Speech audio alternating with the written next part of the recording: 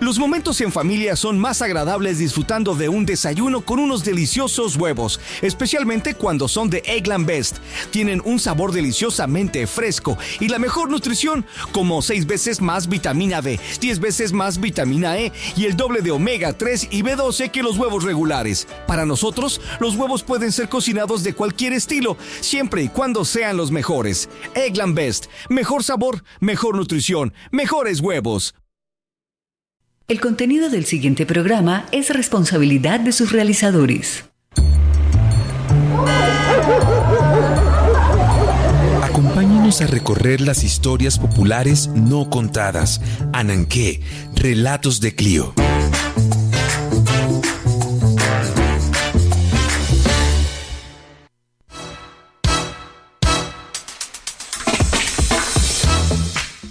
Saludamos a nuestra audiencia de Ananqué Relatos de Clio. Hoy traemos un nuevo programa sobre series, memoria e historia. Les habla Carlos Andrés Plazas, profesor adscrito al Departamento de Ciencias Sociales, y junto a la profesora Carolina Bautista y con el apoyo del Semillero de Investigación en Enseñanza de la Historia con Memoria, coordinamos Ananqué Relatos de Clio. Transmitimos desde la ciudad de Bogotá, situada en el corazón de Colombia, y agradecemos a quienes nos escuchan y nos sintonizan desde la señal virtual de la Pedagógica Radio, a través de las emisoras comunitarias y universitarias con las que llegamos a diversas audiencias desde la costa atlántica hasta la región cundiboyacense, y a quienes nos escuchan en formato podcast en diversas plataformas como iVoox e Spotify. Este espacio educomunicativo es posible gracias a nuestro equipo de trabajo de la Pedagógica Radio: Yolanda Barrantes y Ana Torres en producción sonora, Laura Chávez en comunicaciones, Mario Enríquez en control máster y Alejandro Sepúlveda en la dirección general. En este episodio hablaremos sobre series, memorias e historia. Hoy nos acompaña Nicolás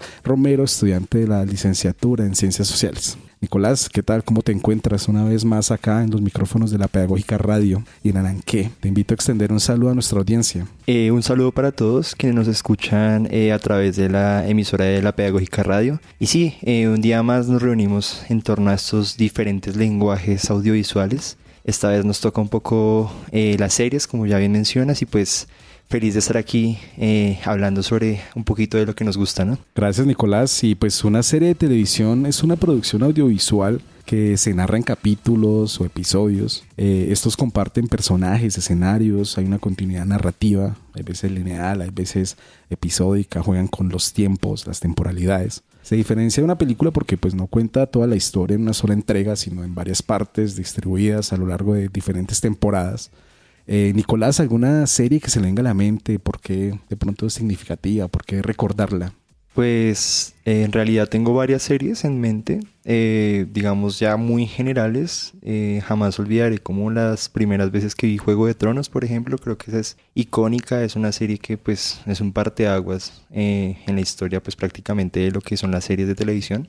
Pero digamos si hablamos de mi favorita en este momento, puede que más adelante cambie, sería esta serie de HBO, True Detective. Okay. Especialmente la primera temporada me parece una serie policíaca como muy estilo Black Noir, con una historia bastante interesante, pues situada como en estos parajes de Luisiana, en Estados Unidos, y pues que acompañan como a estos dos personajes tan entrañables, uno interpretado por Woody Harrelson y el otro por Matthew McConaughey, mi actor favorito. Entonces más o menos por ahí. Ok, tendré que verla, no la he visto. En mi caso recuerdo mucho Breaking Bad, también Los Soprano, que es una de las series que históricamente ha sido catalogada como una serie que rebasa los sentidos de lo que es la mafia en sus orígenes, ¿no? Que no, digamos, converge alrededor de las violencias, sino una situación familiar, como se ve envuelta en diferentes escenarios, que supera también todo este mundo criminal, ¿no? Y pues que es una serie que ha sido muy, digamos, valorada con premios, de nominaciones y demás, ¿no? Entonces, pues acá estaremos hablando de algunas series que nos conducen a analizar la historia, pero también las memorias, ¿no? Cómo nos llevan a pensar diferentes escenarios desde la producción audiovisual, desde la música, las situaciones que a veces se ven envueltas los personajes, que también nos generan emotividad, ¿no? Despierta emotividad, y eso es muy importante. La música también acompaña estas series, y pues en nuestro caso siempre en Ananqué nos acompañan canciones para poder analizar y reflexionar nuestros temas. Historia central.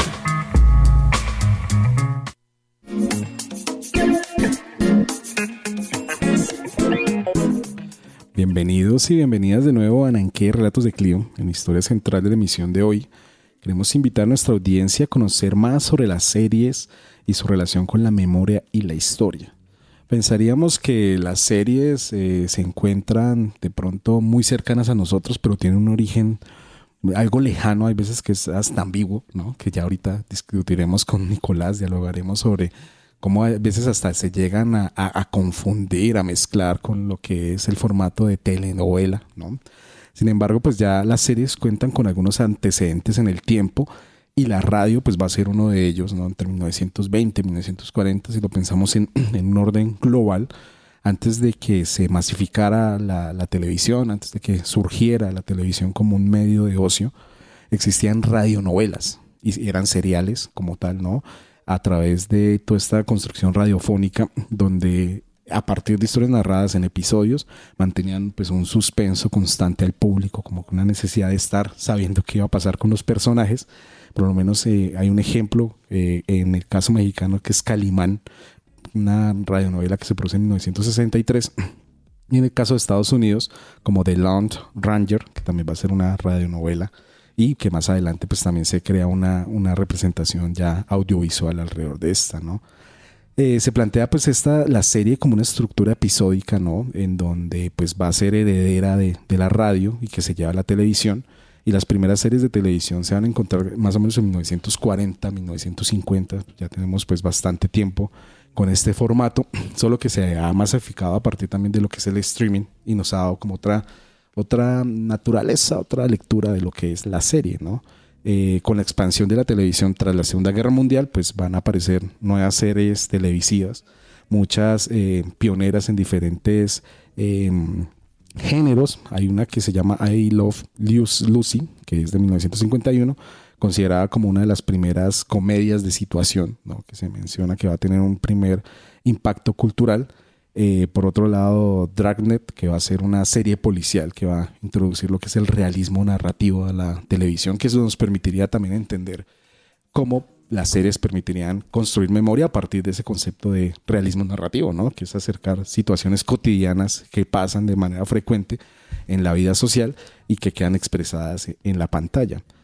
También, bueno, tenemos más adelante la consolidación del formato que se da en la década de 1960, 1980, a partir de diferentes géneros como el western, la ciencia ficción, donde encontramos Star Trek, series policíacas como Columbo, comedias familiares como The Brady Bunch, y la televisión se va a convertir pues en el principal medio de entretenimiento masivo en muchos espacios actualmente, pues aunque ha perdido fuerza frente a las plataformas de streaming, todavía sigue siendo digamos un espacio de sociabilidad, si se quiere pensar. En el caso de Latinoamérica se empiezan a fortalecer lo que son las telenovelas, que también ahorita discutiremos alrededor de eso, ¿no? Cuáles son las diferencias entre una y otra, ¿no? Donde México, Brasil, Venezuela y Colombia pues van a jugar un papel preponderante, van a ser protagonistas, ¿no? El formato pues va a ser muy episódico a partir de realidades locales, nacionales, y eso pues va a permitir como que reflexionemos alrededor de esto. Más adelante pues va a venir la época dorada de la televisión entre 1990 y 2000, donde van a surgir diferentes series que van a tener mucho impacto, como ya lo hemos mencionado, Los Soprano, 1999, que marca pues un antes y un después de la televisión. Otros ejemplos como Friends, los X-Files, ¿no? Estos expedientes X como tal, que también tenían su grado de ciencia ficción. Y más adelante, pues de la era del streaming, a partir del 2010, pues plataformas como Netflix, Amazon Prime, HBO, Disney Plus, bueno, etcétera, van a empezar a crear sus propias series, pero también van a traer otras de la televisión para redenominarlas en cierta medida, darles otro tipo de audiencia, otro tipo de alcance, ¿no? Y ahí tenemos muchas series que han tenido un impacto global. Nicolás ya nos hablaba de Juego de Tronos, ¿no? Pero también estaba Breaking Bad, La Casa de Papel, El Juego de Calamar, que también tuvo un impacto global importante. Tanto así que pasa de este espacio asiático hacia pensarse en una próxima temporada ya en un espacio norteamericano, que es lo que esperan mucho de los fans. Acá surge un elemento y es cómo podríamos vincular la serie a partir de la memoria y la historia. Y en este caso, Nicolás, ¿cómo podemos entender el concepto de memoria? ¿Desde dónde podemos leer lo que es la memoria popular para acercarnos a las series? Bueno, digamos que digamos, la definición de memoria como tal está también atravesada por muchas discusiones teóricas, epistemológicas, pero digamos que podríamos recuperar, y es un concepto que me parece bastante interesante, esta perspectiva de Walter Benjamin sobre la experiencia transmitida y la experiencia vivida, y cómo, digamos, el pasar el recuerdo, el transmitir, el vivir el recuerdo también, pues va generando como un sustrato subjetivo sobre las cosas que van pasando a nuestro alrededor y que hacen parte de ese pasado, ¿sí? Podemos verlo desde ese lado, sobre todo por la cuestión de la experiencia transmitida. Ahí hay varias discusiones sobre en qué punto de la historia esa experiencia se cortó. Ya tenemos a Enzo Traverso hablándonos un poco de ello, de que pues listo, la Primera Guerra Mundial hizo que esa experiencia transmitida que había en el pasado se cortara, una generación se perdiera. Pero de una u otra manera, pues estos mecanismos en los que se transmiten los recuerdos, las experiencias y el pasado vivido como desde esa subjetividad, pues persisten, ¿no?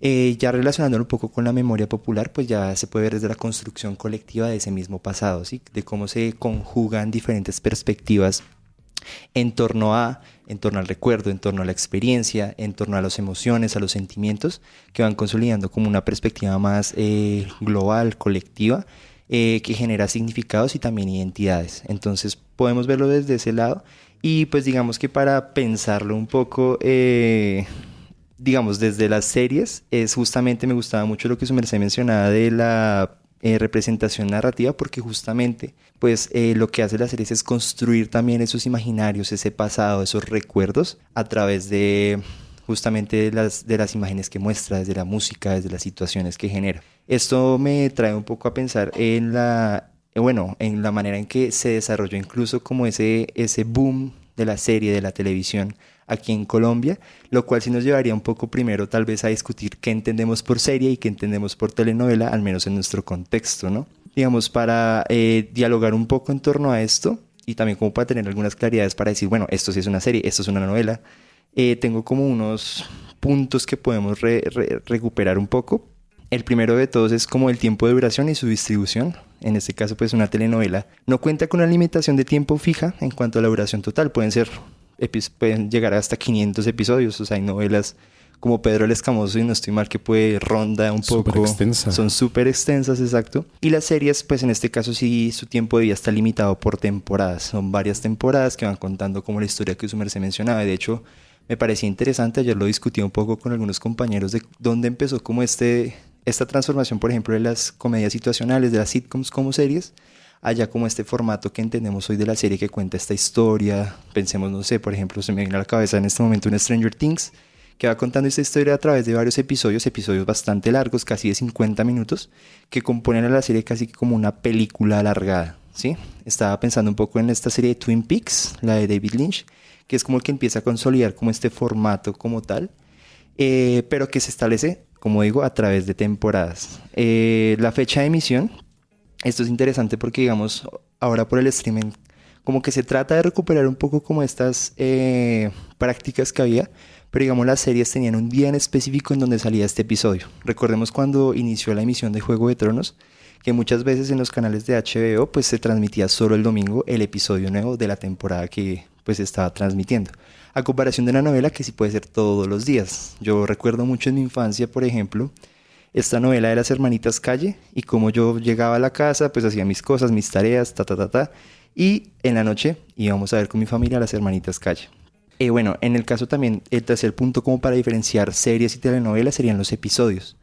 En este caso, pues para una serie, por ejemplo, las comedias situacionales, puede que no haya como una linealidad como tal, sino que son como situaciones que se van dando en cada episodio y que no se conectan, a pesar de que puede que haya una historia atrás que como que sustenta la trama. En el caso de la telenovela, eso es importante, mantener esa linealidad de la historia, mantener como el hilo que conduce como el destino de los personajes dentro del drama. Pensemos las novelas mexicanas.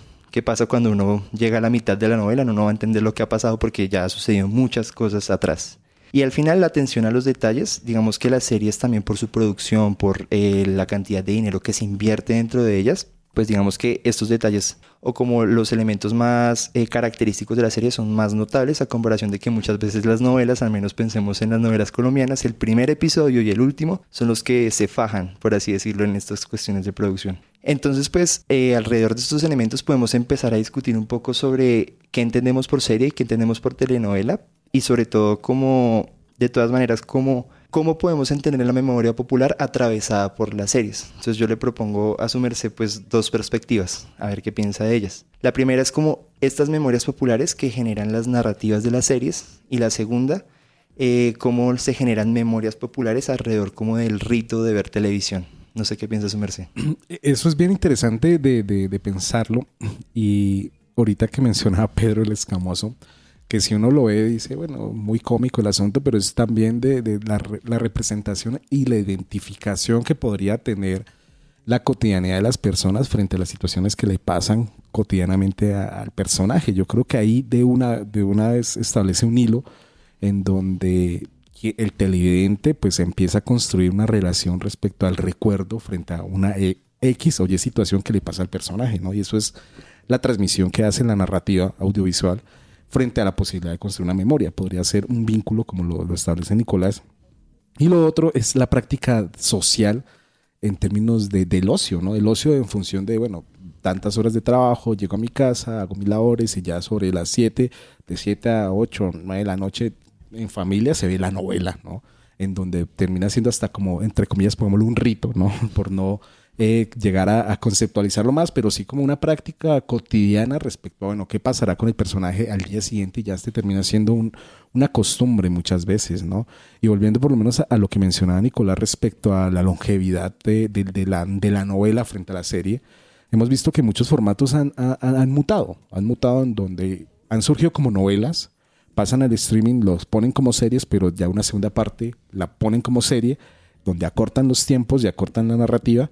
Y pasó también con este caso de Pedro el Escamoso, una segunda temporada donde volvieron a pensar la durabilidad de la novela, que pues duró más de un año. Antes eso es otra cosa, antes las novelas duraban hasta un año o más. Yo recuerdo en mi infancia que llegaba diciembre, las vacaciones, y ponían una serie de películas y decían que sean de vacaciones las novelas y volvían en enero. Y eso hace alusión a lo que menciona Nicolás respecto a la durabilidad y lo que nos permite establecer como que esas fronteras, porque muchas veces se diluyen. Pero también pues el streaming como que da esa posibilidad de enmarcarlas dentro de un formato diferente, ¿no? En donde también hay como una condición en donde los formatos interactúan, ¿no? Novela, cine, muchas veces hay series que continúan con una película y vuelven con otra temporada, ¿no? Que llevan a la diversificación del formato, ¿no? Pero también series que se han llevado al teatro o películas que se han llevado al teatro. Por lo menos pensaba en una obra de teatro que es El Exorcista, que creo que está al frente de Robinson Díaz, que la han estado en el último año la han estado publicitando bastante, donde parte de una película, pero la han convertido también en una serie y ahora es una representación teatral como tal, pero también como el teatro se ha llevado a expresiones artísticas alrededor de la serie, ¿no? Y alrededor del contenido audiovisual también está las estéticas que enmarca, digamos, ese tipo de narrativas, ¿no? En donde también se podría haber expresado algunas memorias populares. Yo recuerdo una serie que vi hace poco, que son Los Bee Gees, una serie en Amazon Prime, si no estoy mal, que narra, digamos, todo este escenario contracultural que se da en la década de los 80 y cómo un grupo de jóvenes acomodados se vinculan con la música, con los consumos, con la rebeldía, con unas estéticas que son irruptivas en un orden social normativo, ¿no? Y yo creo que alguien de pronto que vea la serie, que haya vivido ese proceso, lo va a recordar mucho. Entonces, como esas transmisiones que desde las mismas estéticas a uno lo conducen, ¿no? Sí, de hecho, continuando un poco como con estas series actuales un poco, Netflix y la primera vez con esta serie que justamente también busca retratar un poco como los años 70 en Colombia. Y es un ejercicio bastante interesante, por ejemplo, reunirse en torno a esta serie con personas que vivieron justamente esta época. Hablo de mis padres, que a pesar de que pues nacieron en los 70s como tal y tal vez su época son los 80s, 90s, sí hay elementos que recuerdan y que digamos que la serie como que logra representar y generar como esa, no sé, me parece como que cristaliza ese recuerdo de una forma específica y lo presenta ante el público de esa manera. Entonces, pues sí me parece muy interesante como esa doble posibilidad de entender las series como en torno a las memorias populares, pero también en torno a la historia, ¿no? O sea, tenemos muchas series que son marcadamente históricas, o sea, no sé si se vaya a hablar más adelante, pero pues The Crown, sí, Chernobyl, exacto, pero digamos aquí en Colombia también tenemos series que por ejemplo, retratan el Bogotazo, estaba averiguando un poco. Hay una que justamente se llama así, pues, el Bogotazo. Y pues que de una u otra forma como que busca... Es una miniserie, de hecho. 5 capítulos, es bastante como ligera, se podría decir. Pero digamos que sí busca generar como este drama alrededor de estos sucesos históricos de pues justamente el asesinato de Gaitán, las disputas entre el Partido Liberal y Conservador. En este caso, pues el elenco que aparece en esta serie está compuesto por Edgar Román, que encarna al caudillo liberal, a Jorge Eliezer Gaitán. Está Víctor Mayarino como Mariano Ospina Pérez y está Constanza Duque como la primera dama, Berta Hernández de Ospina. Entonces también como estas apuestas que se generan a través de estos diferentes formatos para poder pues generar estos relatos o bueno, estas narrativas específicas que pueden llegar a cristalizar los recuerdos, pueden generar como memorias colectivas en torno a. Hay mucha gente que puede recordar estos hechos, recordar la historia o pensarse la historia a través de lo que ve. Por ejemplo, yo pensaba mucho en este caso de la serie Vikings, como digamos, puede que tome elementos que sean bastante fantasiosos, sea ficción histórica de todas maneras, pero pues sí genera como una narrativa que nos permite pensarnos, que nos permite situarnos como en esa Escandinavia del siglo XI más o menos y todos los hechos que se generaron alrededor de estas figuras como que son históricas. Hablamos de Rolón, por ejemplo, el hermano de Ragnar Lodbrok en la serie, sí, que de hecho es una figura histórica francesa, pero el mismo Ragnar Lodbrok, que también aparte de ser como un personaje de leyenda, pues también tiene como ese sustrato histórico detrás. Entonces podemos hablar un poco también de estas series históricas, ¿no? Sí, claro, Nicolás, porque bueno, ya lo vimos en el tema de la memoria, ¿no? Pero el asunto es que el tiempo juega un papel importante dentro de la narrativa audiovisual, ¿no? O sea, pareciera que, bueno, trata de construir unas representaciones sociales alrededor de diferentes momentos históricos, ¿no? Pero el vehículo con el cual nos llevan a eso muchas veces puede ser una condición biográfica, una condición documental, porque también hay series documentales que ahorita de pronto podremos ver alguna, ¿no?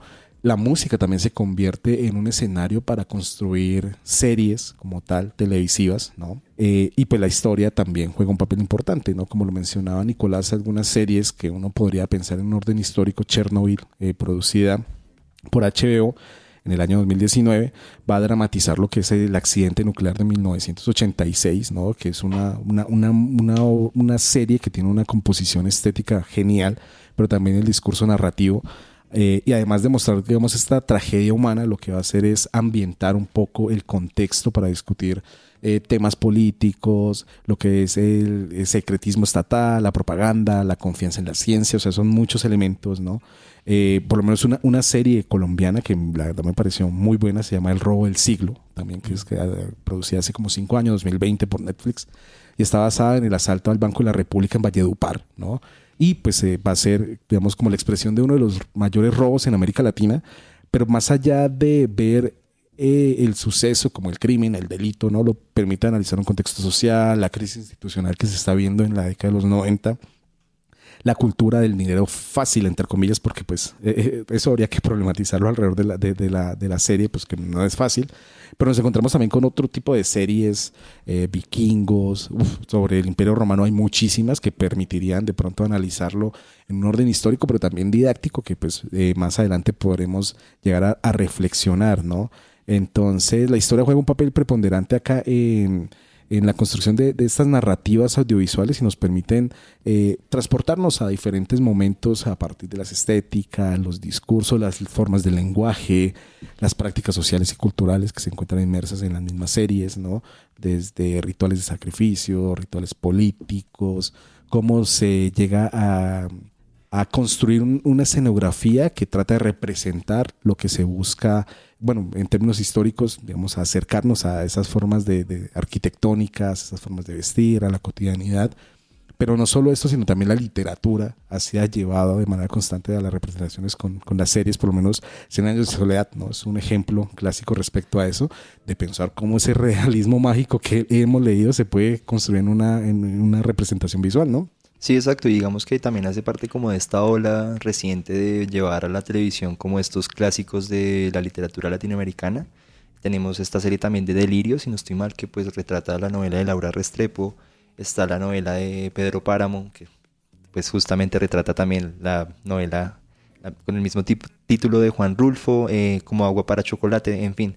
Digamos que también como que esa es la bondad que tiene la serie, ¿no? Como también por su formato, como que no se limita a comparación de tal vez una película que tiene que ser como cierta cantidad de tiempo, de minutos, o sea, una película ya de más de 4 horas, pues ya puede llegar a ser un poco más abrumadora, sí, completamente, a comparación de una serie que sí puede dividirse en varios capítulos de cierta cantidad de tiempo. Y lo que digo, o sea, si se empieza a transmitir un episodio por semana, pues eso empieza como también a generar como esta cultura, o bueno, más bien esto, tal vez estas prácticas en torno a la serie. Entonces, te viste el episodio de ayer, ¿qué te pareció? O sea, todas estas cuestiones que se generan alrededor como de este disfrute, de este ocio, pues que de una u otra forma sí nos ha marcado bastante actualmente e históricamente. Sí, también está el hecho de, el momento que sale una nueva temporada, volver a ver las anteriores temporadas para refrescar la memoria, porque también es esta producción que se da durante un periodo de tiempo, más o menos un lapso de 1 o 2 años, para que vuelva a salir una temporada, y pues genera como que el vínculo con la historia, con la narrativa, con los personajes, ¿no? Y pues bueno, esto es algunas reflexiones que tenemos alrededor de Historia Central. Los invitamos a continuar con nuestra siguiente sección, Voces Ananqué.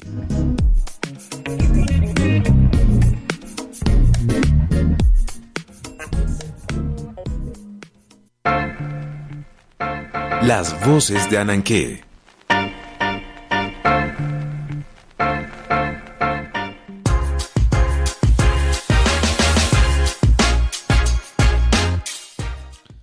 Estamos de regreso en Voces Ananqué. En esta sección nos gusta resaltar otras formas de expresión, acercamiento a nuestros temas. Recuperamos saberes populares, cotidianos de las comunidades.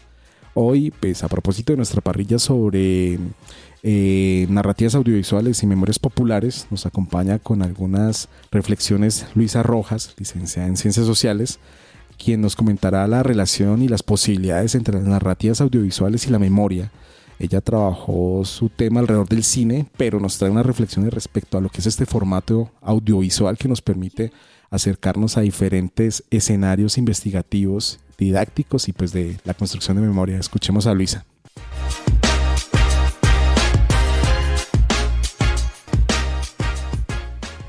Quiero enviar un caluroso saludo a toda nuestra audiencia de Ananqué. Muchas gracias por la invitación. Es un placer estar aquí con ustedes.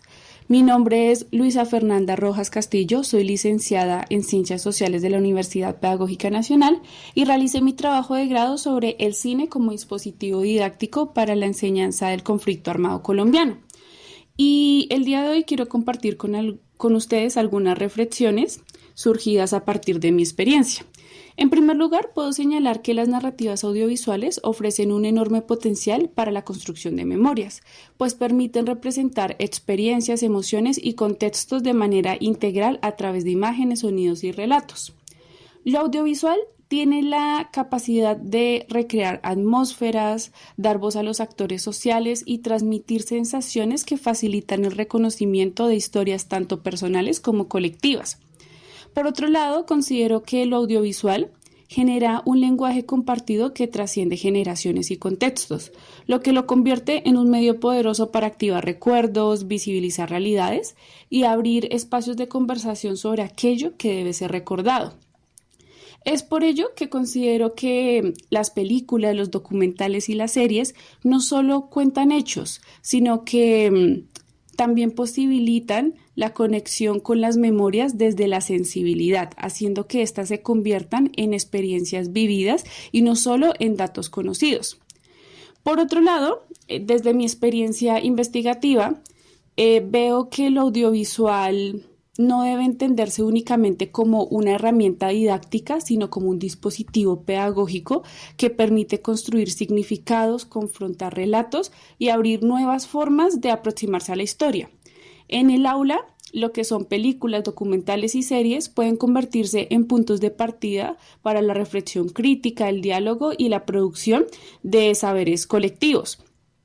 Desde mi experiencia en el aula, considero que las producciones audiovisuales posibilitan el diseño de actividades más creativas y participativas. Desde la implementación de la propuesta pedagógica que desarrollé en mi trabajo de grado, pude darme cuenta que a partir de lo audiovisual se pueden hacer análisis de escenas, debates, juegos de rol e incluso se puede llevar a cabo proyectos de producción audiovisual por parte de los estudiantes. Esto permite que los y las estudiantes no solo reciban un relato de forma pasiva, sino que lo cuestionen, lo resignifiquen y lo conecten con sus propias experiencias. En síntesis, considero que las narrativas audiovisuales abren horizontes pedagógicos que van más allá de la transmisión de conocimientos. Por ello, quiero hacer una invitación a todos nuestros oyentes, a todos aquellos profesores y profesoras que nos están escuchando en este momento, para que comiencen a implementar lo audiovisual en el aula, para que lleven a sus clases series, películas, telenovelas, documentales, porque lo audiovisual tiene un gran potencial. Desde lo audiovisual se puede formar sujetos críticos, sujetos reflexivos que sean capaces de dialogar con su pasado y que puedan proyectar futuros diferentes. Muchas gracias por la invitación. Agradecemos a Luisa por sus reflexiones y pues esta pequeña entrevista nos induce como a generar un diálogo, así sea cortito, a partir de lo que nos comenta Luisa. Nicolás, ¿qué podríamos resaltar o qué podríamos profundizar alrededor de lo que nos dice la compañera? Digamos que alrededor de todo lo mencionó, que pues bastante valioso y pues es una reflexión bastante completa sobre lo que implica lo audiovisual, sobre todo como una cuestión didáctica, como una cuestión que puede llegar a encarnar diferentes usos y posibilidades dentro del aula. Me quedó bastante como esta idea que la compañera menciona sobre que las series pueden entenderse, bueno, las series, las películas en general, como todos estos elementos audiovisuales que hemos venido tratando, al menos en el episodio anterior y en este episodio, como dispositivos pedagógicos que pueden abrir nuevas formas de entender la historia y sobre todo como la manera en que también estos dispositivos permiten como mostrar los diferentes, por ejemplo, discursos, narrativas, perspectivas en torno a hechos históricos, más allá de como desde solo la teoría, desde solo lo que nos presenta como los textos, que son muy valiosos obviamente, pero también sobre lo que nos da como desde esta sensibilidad, ¿no? Entonces también me quedo bastante con esto de que lo audiovisual se puede convertir en este lenguaje compartido, este lenguaje que trasciende, este lenguaje que puede sobrellevarse a diferentes contextos, a diferentes realidades. Entonces me quedo con eso. Vale, Nicolás. A mí las reflexiones de Luisa me llevaron a hacer un recuerdo de una serie, de una canción, de una serie de La Casa de Papel, Bella Ciao, que significa en español Adiós Bella, que es una canción popular italiana que fue adoptada como himno de resistencia italiana desde los partisanos italianos que luchaban en contra del auge y la expansión del nacionalsocialismo en Italia. Y también me lleva a recordar pues una banda de música de punk, de ska punk italiana que se llama Banda Basotti, y eso me conduce a mis épocas de la licenciatura en Ciencias Sociales escuchando Bella Ciao cuando participaba del movimiento estudiantil. Es decir, que sí nos transporta, digamos, la serie, las producciones audiovisuales a diferentes espacios de memoria, de recuerdo, en este caso la música, ¿no? Que también es el dispositivo de cómo la música ambienta un poco toda la escenificación de la serie y también juega como un papel importante, como un vehículo para pues recordar, ¿no?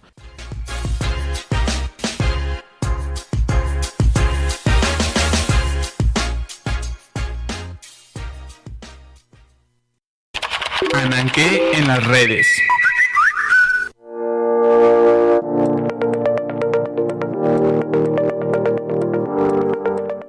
Nos pueden encontrar como Semillero de Historia Cultural y Educación Histórica en Facebook. También pueden seguirnos a través de Instagram como Cultura Ananqué. Además encontrarán cada uno de nuestros episodios en iVoox y Spotify en formato podcast. También pueden seguirnos a través de Facebook como Germinario de Enseñanza de la Historia con Memoria y en Instagram como Germinario_UPN. Nos despedimos y agradecemos su escucha desde diversos rincones de nuestro país y América Latina. Y los invitamos a que no se pierdan nuestro próximo programa de Ananqué Relatos de Clio por la Pedagógica Radio.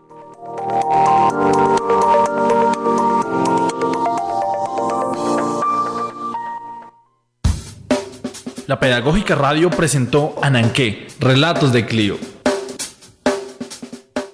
Este programa es parte de los contenidos educomunicativos de la Pedagógica Radio, disponibles para ti al aire y en formato podcast a través de radio.ucr.edu.co. upn.edu.co.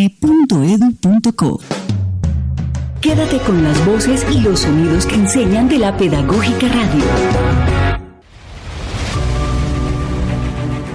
Universidad Pedagógica Nacional. 70 años siendo la educadora de educadores.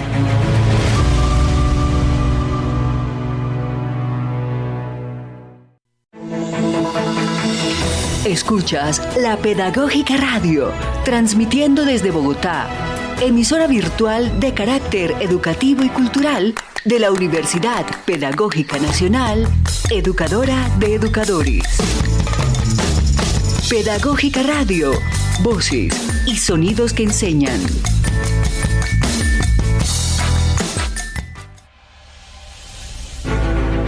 Estás en sintonía de las voces y sonidos que enseñan de la Universidad Pedagógica Nacional, educadora de educadores.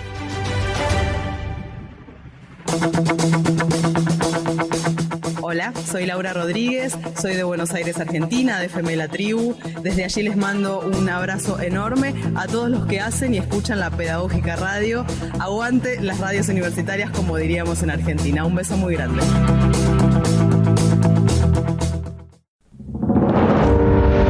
En la Pedagógica Radio, juntas, somos voz y libertad.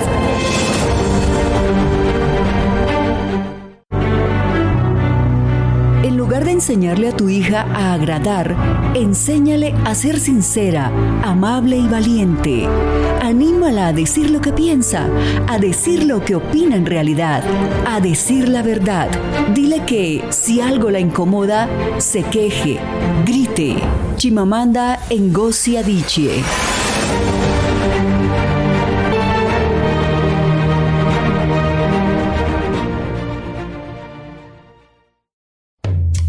El poder de las mujeres.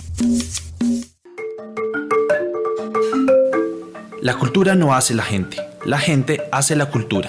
Si es cierto que la plena humanidad de las mujeres no es nuestra cultura, entonces podemos y debemos hacerla nuestra cultura. Chimamanda Ngozi, 1977, escritora, novelista y feminista nigeriana.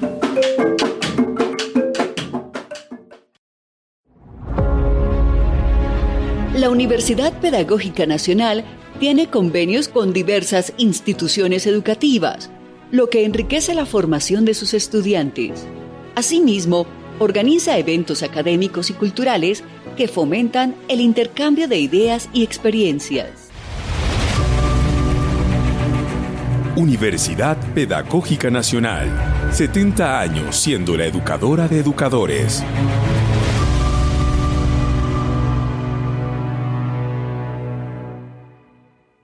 En la Pedagógica Radio, Proverbio Inca Quechua.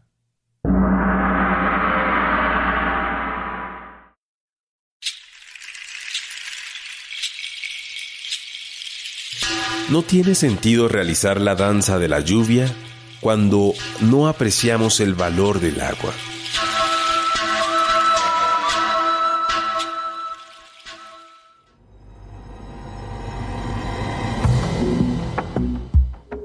Legado Orlando Fals Borda. Cultura ribereña. Pero cuando decimos cultura ribereña, no es cualquier cosa, es el arte de vivir al pie de un río y de las ciénagas y de los caños que se forman especialmente en esta depresión. Que la depresión momposina es un mar interior, que muchas veces no lo respetan los dueños de fincas y de haciendas, y cometen el gravísimo error de convertir a los playones en tierras para el ganado, o lo van cercando y quitando ese espacio que es libre y para todos, simplemente para acumular dinero y sus ganancias como terratenientes. En otras palabras, esa cultura del río se ve amenazada por la mentalidad capitalista acumulante de los ribereños más pudientes.